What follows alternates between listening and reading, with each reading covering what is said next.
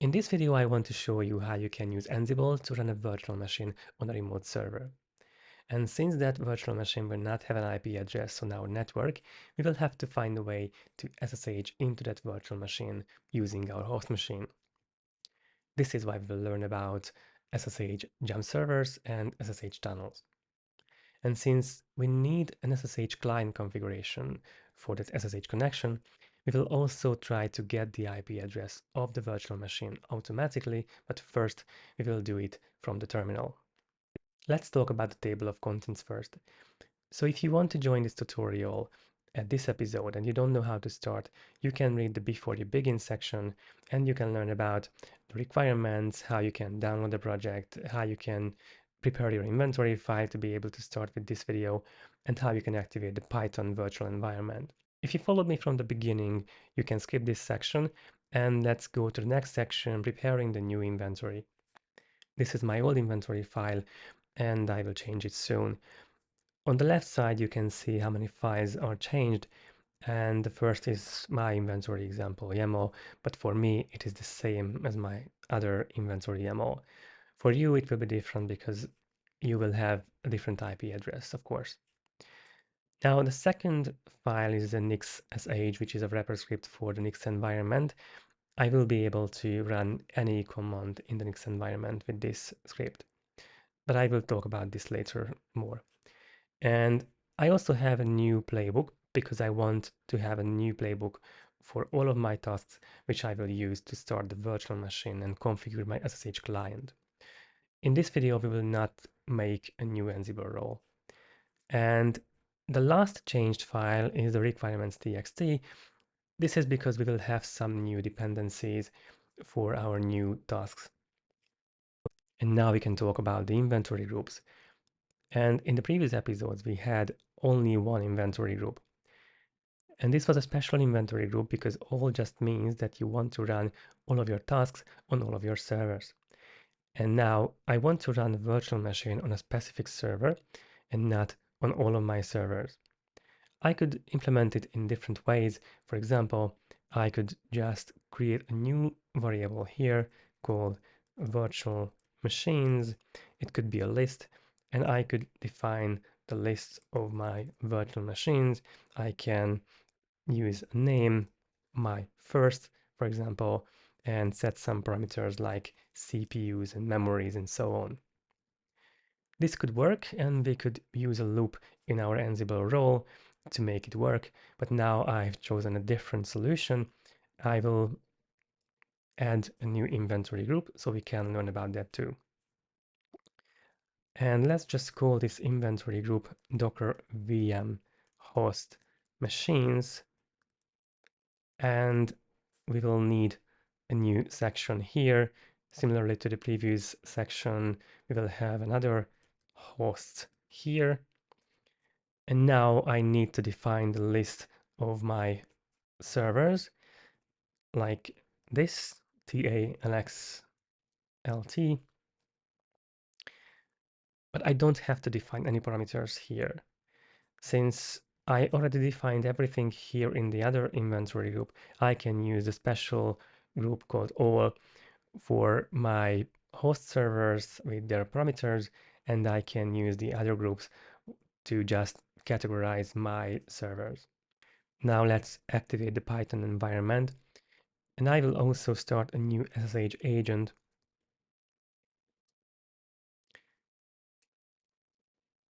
SSH agent shell, and I will have to source my home lab and sh. Of course, I need to pass my passphrase for my SSH keys. And now I can start to use the Nix sh wrapper script. This is just a very short wrapper script for the Nix environment. And I made this because we had other scripts as well, like runsh, sops.sh, and sops-keygen.sh. I didn't want to create a new script for each new command that we will use in the future. Instead, I made this script and we can pass any command that we want. And of course, don't forget to set the executable flag, and we can do it with the chmod. as x, and the file name nix.sh. And now we can run this. And the new command that we will use is the Ansible inventory command. And there is a help we can check. And we need to get the graph. It will show us how Ansible can see our inventory file, but we also have to define what our inventory file is. -I and inventory YAML. So this is what Ansible can see. We have a group called all, and in that special group, we have another group called Docker VM host machines. And in that group, we have our host, TA, LXLT, and of course, you have a different host name. And this is the playbook. We will use the new Ansible inventory group, Docker VM host machines, and we will have only one play in this playbook for now. We will have multiple sections. Here we will have the vars section, which is for our lots of variables. I will not use an Ansible role in this video because I want to show you that you don't have to. You can start with the playbook, and when you feel that this playbook is too big, then you can move some parts out of that playbook and make that a role. Or you can make the whole playbook a new role. But for now, we will use this playbook, and even if we use only a playbook without an Ansible role, we will have to organize our playbook so it can be understood. And this is why I will want to move all my variables to the vars section.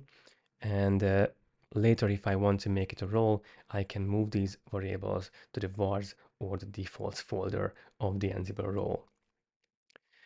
And since I will have lots of variables, and some variables will have default values and other variables will not have default values, and those variables without the default value will be required variables, I need to check the value of those required variables.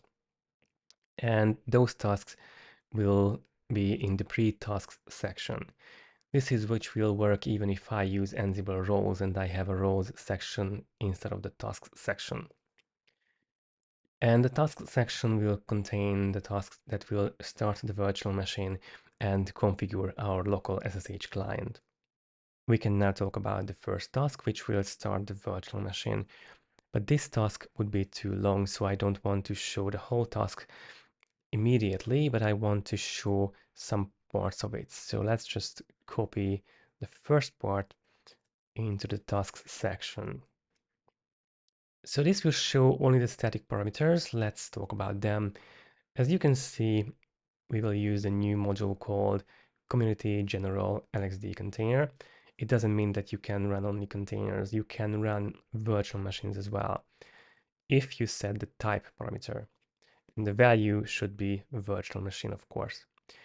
We will also need to set a URL, and this URL is actually the URL of the Unix socket, so we can communicate with the LXD daemon. And we need to set the state. The state will be started because I want the virtual machine start when I run the playbook. I will need to set the wait for IPv4 addresses, and the value is true because I want the task to wait until my virtual machine gets an IP address. It is required because starting a virtual machine will take time, and in the next task, I want to use the IP address. And the last static parameter here is the config parameter, and under the config I have boot.autostart. I have to set this to false because even though I want the virtual machine to start when I run the playbook, I don't want it to start when I stop my host machine and I start that next time. It could run too many virtual machines if I have many test virtual machines, so I want to start it only when I run the playbook. We want to run a virtual machine which will need an image, and that's why I will need to set the source parameter to tell Ansible and LXD which image I want to use. This is the source parameter, The type is image. Yes, we want an image, and the server is the repository. So if I go to my terminal and run lxc remote ls, I can see my remotes, and one of them is this images.linuxcontainers.org. This is what I want to use, and the protocol is simple stream. And the alias is the tag which I want to use. I want to have the Ubuntu image, and the version is 2204, and this is the cloud variant. I want to use the cloud variant because this is a smaller image, and I know that I will install everything in the virtual machine when I use Ansible later. For now, all I want to create the virtual machine, and in this video we will also configure the SSH server in the virtual machine. And we can finally start to use variables. I will need a name, so I will copy this name here before the source and indent it correctly. The name of the variable which I will use is VM_name. And this is just a variable which I would use in an Ansible role, for example, in the defaults or in the vars section. This is a helper variable, so I can keep my Ansible task simple. And this variable will be defined somewhere else in the vars section. So I will have a name for the virtual machine, and I will also need some resource limits under config. I will have CPU limits and also memory limits, VM_CPU and VM_memory. But now let's set the variables. So let's go back to the vars section here, and I will copy the variables. The VM name will come from the config LXD docker VM name longer variable, which will be defined in my inventory file. The default value will be Docker, and the default memory limit will be 4 gigabytes, and the default CPU limit will be 4 vCPUs. We finally have a playbook which we can try from the terminal, and I will run Playbook LXD Docker VM. And this will take time because now the task will need to wait until the virtual machine gets an IP address. And now I go to my remote host and see if my virtual machine is running. Yes, it is running, and it got an IP address as well. If we want to log into the virtual machine, we don't even need to use SSH. At this point, we can use LXC shell docker. I can start with sudo, and I can install anything and I can use my virtual machine. But the problem is that I want to use SSH to log in, and if I want to try this from here, SSH and the IP address, it will not work. We will need to install the SSH server inside the virtual machine, and this is why we will need to use Cloud-init. I will copy my Cloud-init configuration, and in this configuration, I will use new variables. The first is the VM user because I want to create a new user. I don't want to use the root user anymore. And this new user will be in the sudo group because I want it to be able to use the sudo command. I will also use the bash shell as the default shell, and I need a variable for the password and another variable for the SSH public key. And of course, I need to install the SSH server. So that's why I use the packages config here and add the OpenSSH server package. I can go back to the beginning of this file to add the new variables, the VM user, the VM pass, and the VM SSH pub key. The user will have a default value manager. The password will not have a default value, but I will need to use a new filter. This filter is required because I will have a plaintext password in my secret file, and I need to make a hash from that plaintext password. To make that hash, I will need the value of the password, and I will also need a salt. So I will need to create a new variable as well, VM pass salt, and I will need to set a new requirement in my requirements.txt. So let's go to requirements.txt and copy the passlib library. And the next variable is the VM SSH pub key variable. This is the path of the public key, and the default value of this public key will come from the path of the private key. The private key is which I will use on my client side, and I will set it in my SSH client configuration file, and the public key is which will be copied to the virtual machine. And now, before I can continue, I will need to go to my terminal and install the requirements. So let's run pip install -r requirements.txt. But I need two more variables, VM pass salt and the VM SSH brief key. I don't have a default value for my SSH private key, for my password salt, and for my password either. So I will add some pre-tasks here to check the value of the private key, to check the value of the password salt. And if you want to check the value of the password, that can be a homework for you. We can try the playbook again. So I go back to my terminal and also go back to my remote server because I want to remove my previous virtual machine.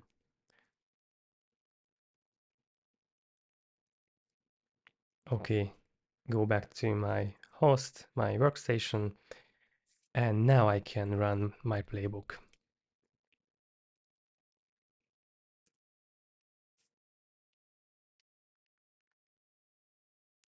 We have an error message because we didn't set the required variables.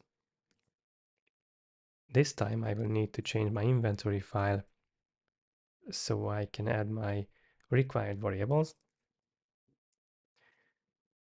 And the VM pass and the VM pass salt will come from the secret file, and I will also have a private key. Now I will need to set my secret. I can use the script, the wrapper script for sops, and just edit the file by passing the name of this secret. And it will use Vim to edit this file. As you can see, we have a VM pass here, and we have the two new variables here, the VM pass and the VM pass salt. I use a simple password, which is password. I can exit. And now try the playbook.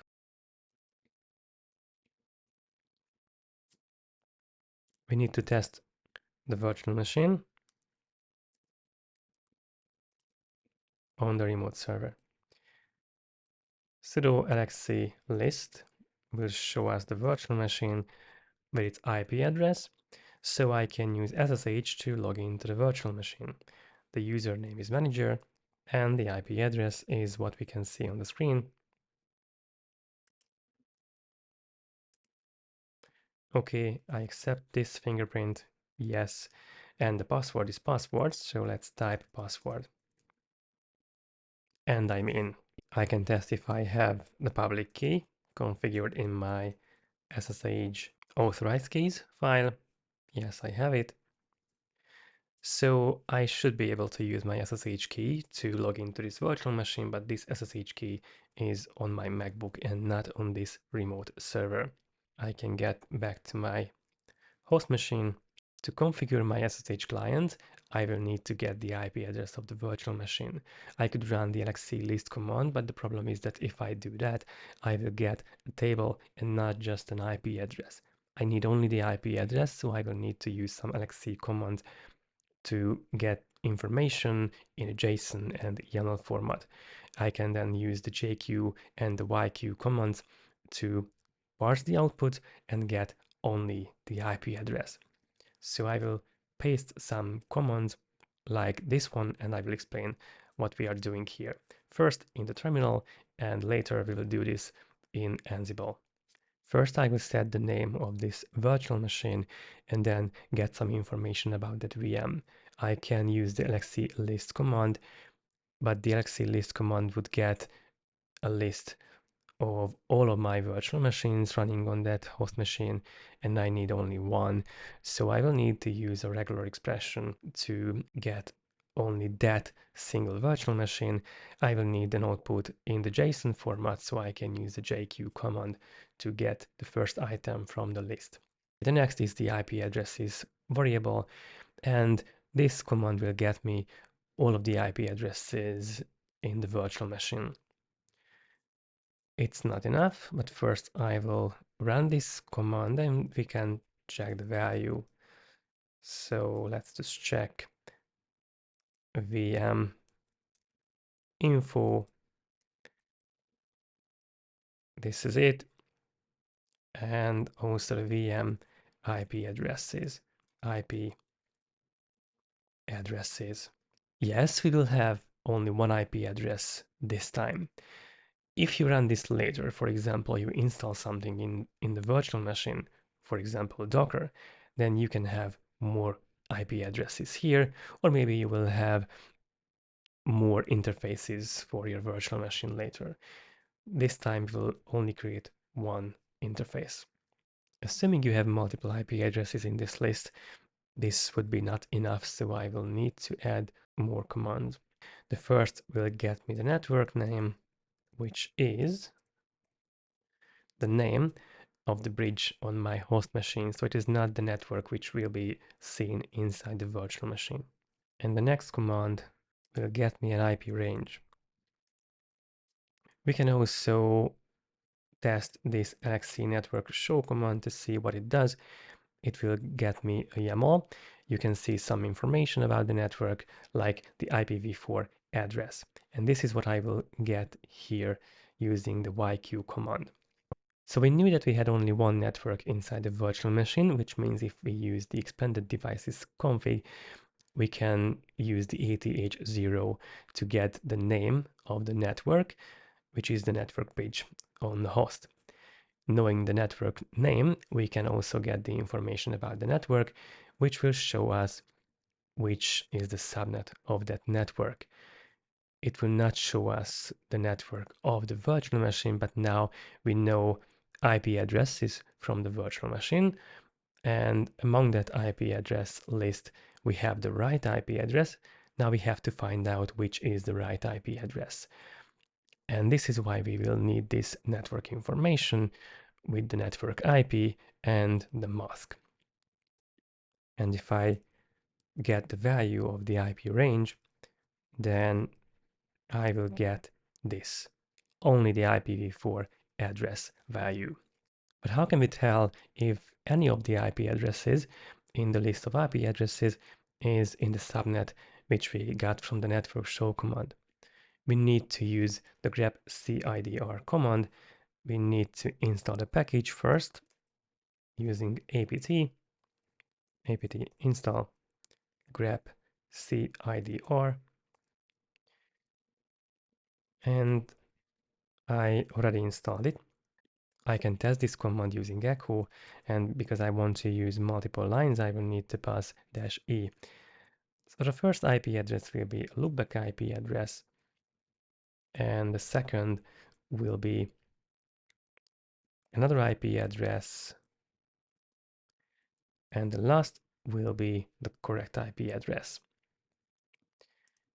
If I use grep CIDR and IP range, if I run this, I get only one IP address, and this is the IP address which is actually in the subnet. The IP address was the first I needed to SSH into my virtual machine running on the remote server. And the next is a way to access the port on the remote server, since my virtual machine doesn't have an IP address on my network. Let's go back to the blog post and scroll down to the LXD proxy. This is the first way which we could use. You could configure an LXD proxy which could forward the port from the host machine to the virtual machine. So you could use SSH on your workstation, your Ansible controller, and access the port on your host which would be forwarded to your virtual machine. I don't want to forward a port which would be available all the time, so I will choose another way. And the next way is SSH tunnel. If you ever use Docker and you forwarded a port from the host machine to the Docker container, this is very similar. At least the syntax is very similar. So we will create a new SSH tunnel. I will go back to my terminal and use SSH-L. Now I need to set my IP address. This is the IP address on the host from which I want to forward the port. So let's just use a local loopback IP address. And the second part of this is the port number. Again, it is still on my workstation, on my Ansible controller, and that's why I am not in the right machine. So I will need to exit first. And now I can do the same. So SSH-L and the loopback IP address. And I need the port number 2000. And the next part is the IP address to which I want to forward the port, and this is the IP address of the virtual machine. Okay, and the last part is the port number on the IP address of the virtual machine, which is 22. Okay, and the next parameter here is -n, because now I don't want to log into the virtual machine. I only want it to run in the foreground and forward my port from my Ansible controller to my virtual machine. But I still need to pass the name of the host. So if I run this one, it works.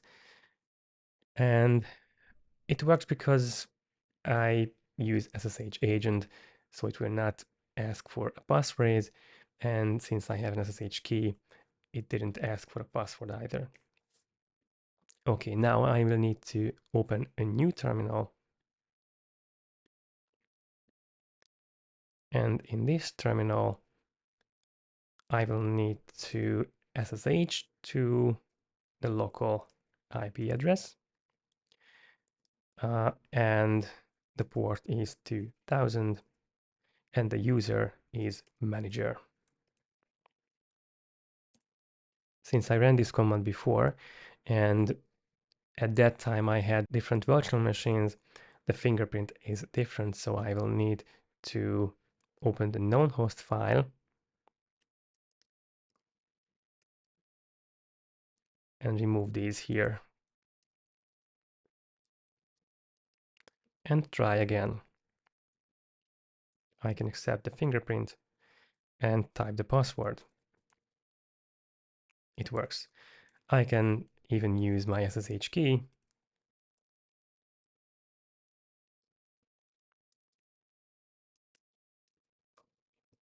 Ansible, and now it asks for the passphrase and not the password. Okay, I believe it.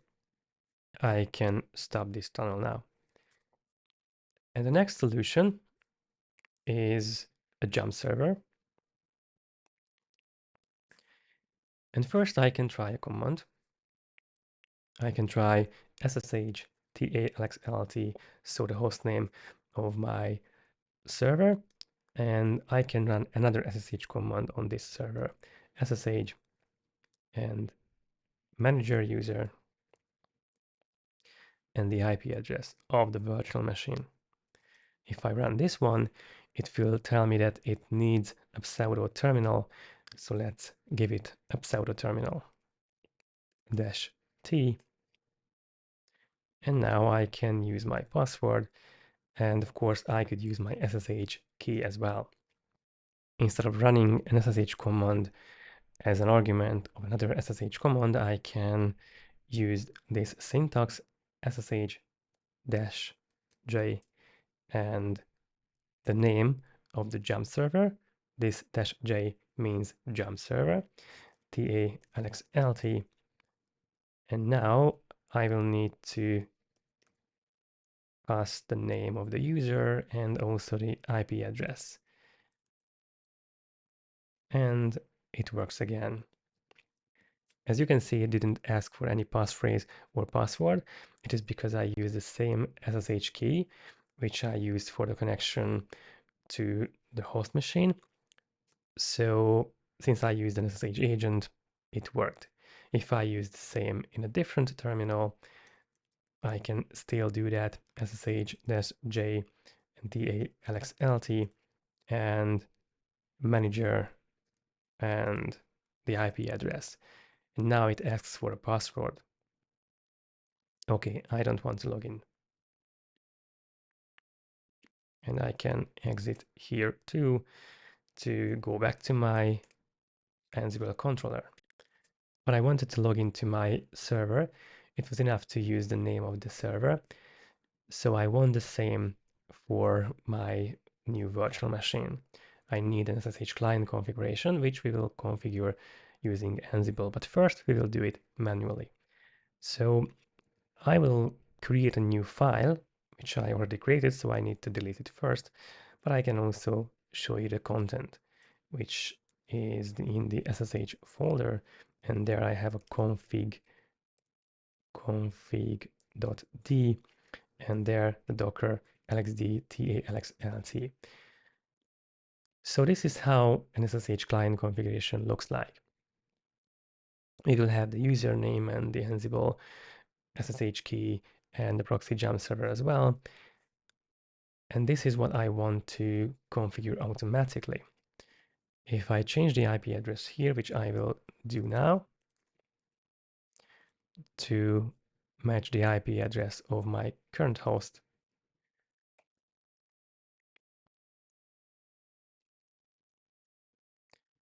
which I don't really remember. So I will check the IP again. I can find it in the other screen.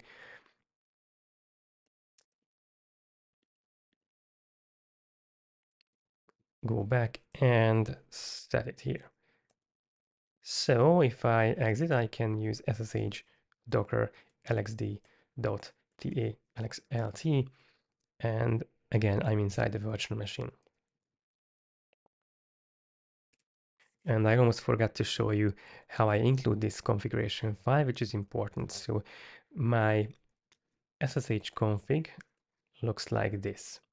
If I grab to my docker LXD, this is just one line, but this is how my whole configuration file looks like. I have includes in this config file and all of my other configurations with the hosts in separate config files. And now we can do it with Ansible. Let's go back to the code and to the playbook. We need to go to the end of this playbook and insert a new task, which will create a new folder, this config.d folder, which I already created on my machine. And as you can see, we use the delegate to keyword. It is required because all of our tasks are running on the remote server. And now I need one task that will run on my local machine. If I scroll up to the host keyword, you can see that this is where we tell Ansible where we want to run our tasks. Now we delegate the task. So in this case, we don't want to run this task on the remote server. We want to run it on a local host. And the module is the simple built-in file module. The state is directory because we want to create that directory. And the next task is get vminfo. This is the same command which we ran in the terminal, and now we register the output in the variable vminfo command. And now we need to set some variables again in the vars section. So go back, and my next variable will start with an underscore, because these are really just some helper variables, because I don't want to add a new block in my Ansible playbook to use this variable from multiple tasks. Okay, so the vminfo is using the vminfo command variable, and it gets the std out, the standard output, as a string, but this string is a JSON string, So we need to convert this JSON to an object that Ansible can understand. And we need the first item. You can remember that we needed to use JQ to get the first item from the JSON list. Okay, so the next is getting the IP addresses. It will be very similar to what we used in the terminal. Of course, the syntax is the syntax of the Jinja template used in Ansible. Okay, so we convert the dictionary to items, then we get the addresses from this list. We need to use the flatten keyword because we have multiple lists and I want to convert it to a single list. I use the select all filter to get only some of the IP addresses from the list. So I use the family keyword. It has to be equal to inet and the scope has to be equal to global. And as a last step, I want to get only the address from the result. Okay, next variable, we need the network name. This is the network name. It is really the same that we used in the terminal. But now we need to get some information about the network. So we need to scroll down again and paste a new task.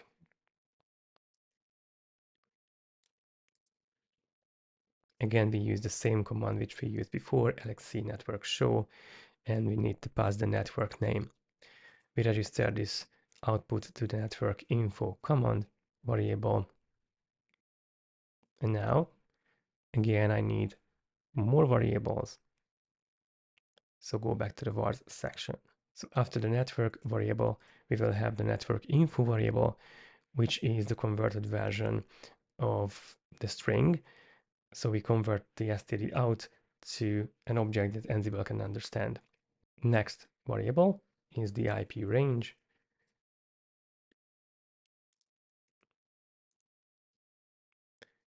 Again, this is similar to what we used in the terminal. It is just the syntax of Ansible and Jinja template. And the last variable is the IP address. So I have the IP addresses, the list of IP addresses, and instead of using the grep CIDR command, I have an Ansible filter, Ansible utils reduce on network. This is our second new filter, which will require new requirements in the requirements txt, which will be net addr. Again, we go to the terminal to install the requirements.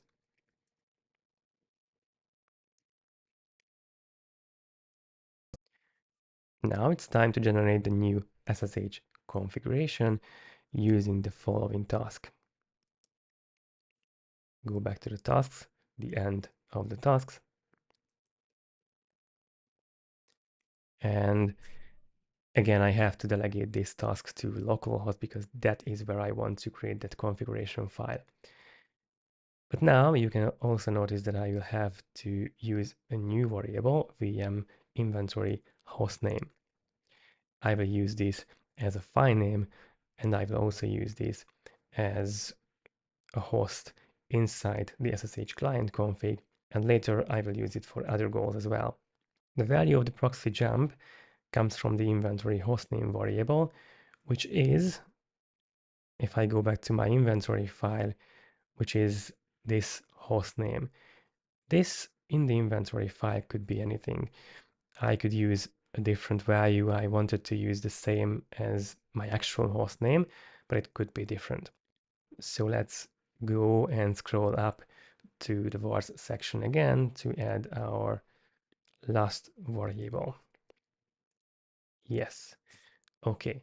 So I have this VM inventory hostname, which will come from this config LXD docker VM inventory hostname, very long variable. It will have a default value, and the default value will come from the virtual machine name, and it will have a suffix LXD and inventory hostname at the end. This is the same name that we used before in the terminal. I still don't want to run this because now I will need one more task. And this task will add the include line to the main configuration. This is one more time when we have to use the VM inventory hostname variable. And we use the env lookup plugin to get the home of my current user. And again, we delegate this task to my local host. The module is the line in file. The state is present. We want it to be present. But if it is not present and it is not created, then I can use the create true. Actually, the present means that the line has to be present in the file, not the file is what has to be present. If you want that, then you need to use the create keyword and set it to true. Okay, the path is of course the path of the file, and the line is the line that you want to see inside that file, and that's all. Now we can try to run this playbook. But before I run it, I want to remove this config file in the config.d folder because I want to see that Ansible can create it. By the end of this video, I feel I will lose my voice, but we are very close to the end. So let's just run this playbook.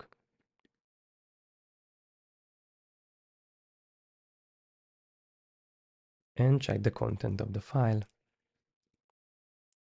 in the config.d docker LXD LXLT, and it's there. Okay, let's check the SSH connection, docker LXD LXLT. Of course, your hostname will be different, and I mean, there is only one thing I didn't talk about yet, and you can find it in my blog post as well. It is how we can use SSH tunnels to access a web server inside the virtual machine running on the remote server. So I will run a server, a Python server, inside the virtual machine using the HTTP server Python module, and the port will be 8888. Press enter to start this Python HTTP server. Now I will go to my other terminal, which is on my workstation, my Ansible controller.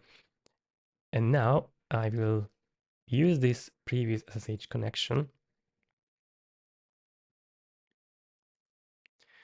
to run an SSH tunnel. So I will SSH into my virtual machine using that previously set SSH jump server. And I want to forward the port from my workstation, this loopback IP address, and the port is the same as the destination port, but the destination IP address is not the IP address of the virtual machine since I am already inside the virtual machine. So I can use the local IP address. So even if you run the server only on localhost inside the virtual machine, you can still use this way and forward the port from your host inside the virtual machine. Okay, now press enter. Yes, I will need to pass my passphrase. And now if I go to another terminal, for example, and use curl and the loopback IP address and the port number, I get this output. And if I go back to my first terminal, I can see the logs. Of course, you can do it from a web browser as well. Let's summarize what happened. So first, we ran a virtual machine on a remote server using Ansible and LXD, but that virtual machine didn't have an IP address on our network, so we had to configure a way to SSH into the virtual machine from our workstation. And this is why we use SSH tunnels, and at the end we used an SSH jump server. We needed to configure our SSH client, and then we could directly SSH into our virtual machine where we could run a server, a Python HTTP server, and even if we run that Python HTTP server or any server on localhost inside the virtual machine, we can still use our previously configured SSH jump server to SSH directly into the virtual machine and use another SSH tunnel so we can access that port from our workstation. I hope you learned a lot during this video, because I learned a lot while I was creating this video. And the next time I will install something inside a virtual machine, of course I will install Docker, since this is why I named my virtual machine Docker. And when we have Docker, we can also start containers inside the virtual machine and using Ansible, of course. Questions and opinions can come under the video, or you can also post a comment under the blog post.